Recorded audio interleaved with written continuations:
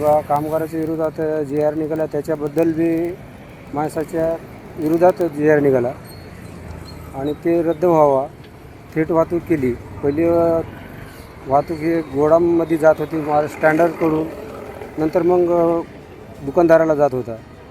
ते आता अजिबात डायरेक्ट थेट झाल्यामुळं कामगाराची बरीचशी पिळवणूक होत आहे. ते रद्द करून पहिल्याच्या पद्धतीप्रमाणे काम चालावं अशा पद्धतीची मागणी आहे. दुसरा मुद्दा, थेट वाहतुकीवाल्याने आतापर्यंत 36 महिने झाले, आतापर्यंत त्यांनी पेमेंट माथाडी मंडळात जमा केलं नाही, न कुठं केलं नाही. आमचे तेही बाकी आहेत. 2014पासून राशन दुकानला माल उतरलेला त्यांची देखील थकबाकी आहे, ते देखील बाकी आहेत. दोन्ही याच्यावर कोणत्याही प्रकारचं कारवाई DOSO करत नाही किंवा त्याच्यावर कोणती कडक भूमिका घेत नाही. हे आमच्या समजा पूर्ण मागण्या आहेत. जोपर्यंत आम्हाला मागण्या पूर्ण होत नाहीत तोपर्यंत आंदोलन चालूच राहील. 25 तारखे 25 ते 26 2 दिवसाचे धरणे आंदोलन आहे. त्याच्यानंतर या 2 दिवसामध्ये त्याने काय निर्णय घेतला तर ठीक, नाही घेतला तर बेमुदत काम बंद आंदोलन चालू होणार. आता दोषी आहे जिल्हा पुरवठा अधिकारी.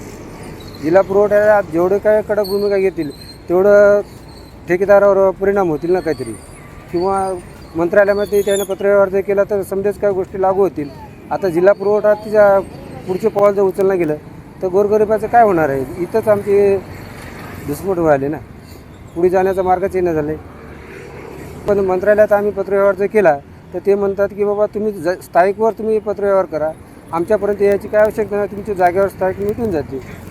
एवढं देखील त्यांचं बोलणं झालं मंत्रालयात. माननीय जिल्हाधिकारी कार्यालयासमोर आमचा आंदोलनाचा दुसरा दिवस असला तरी आमचं जे मागण्या आहेत जिल्हाधिकारी साहेबांकडं आणि पुरवठा मंत्री आणि कामगार मंत्री यांच्याकडे जे आमच्या मागण्या आहेत, शासकीय अन्नधान्य गोदामला जे पूर्ण कामगार काम करत होते ते आता शासनानं जे धोरण राबवलेलं आहे त्यांचं धोरण आहे की थेट वाहतूक करून जे गुत्तेदाराच्या म्हणण्यानुसार काम करण्यात येतील आणि हे पूर्ण कामगार जे आहेत त्यांना उपासमारीची वेळ आणण्याचं जे शासनाचं धोरण आहे त्यांच्या विरोधात आहे आमचे कामगार धरणे आंदोलनाला बसलेले आहेत.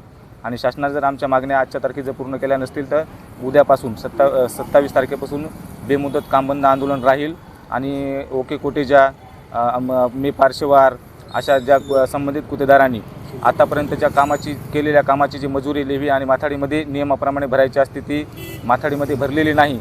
पुन्हा माथाडीमध्ये मजुरी लेव्ही आम्ही पाठपुरावा करत असताना देखील संबंधित गुत्तेदारांनी माथाडीमध्ये मजुरी लेव्ही न भरत असताना देखील त्यांना टेंडर का सुटतं आहे याच्यामागे काय कारण आहे अशी आमची जिल्हाधिकारी साहेबांकडं, कामगार मंत्र्यांकडं आणि अन्न पुरवठा नागरी मंत्र्यांकडे अशी मागणी आहे. आणि राज्यभर आंदोलन सुरू आहे. यांना जबाबदार जिल्हा पुरवठा अधिकारी आहेत.